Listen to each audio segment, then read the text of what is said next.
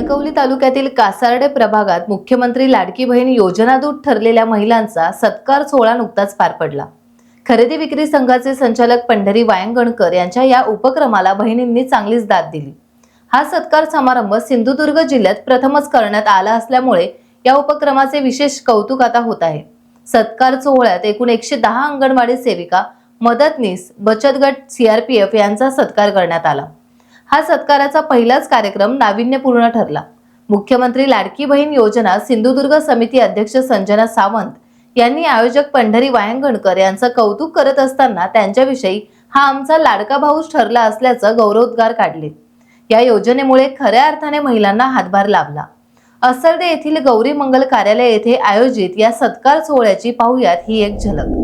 आज सर्वांना माहिती आहे की आपण माझी लाडकी बहीण योजना मुख्यमंत्र्यांची योजना त्या योजनेसाठी आज संपूर्ण जिल्ह्यामध्ये पहिलाच कार्यक्रम सन्माननीय वायंगणकर साहेबांनी केलेला त्याबद्दल मी मनापासून आभार मानते।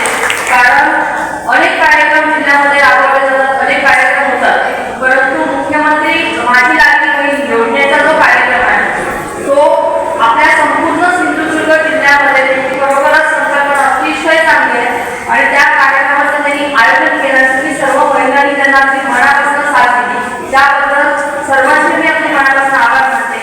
टाइम्स डिजिटलला लाईक करा, सबस्क्राइब करा, शेअर करा आणि बेल आयकॉन दाबायला विसरू नका। पाहत रहा टाइम्स डिजिटल।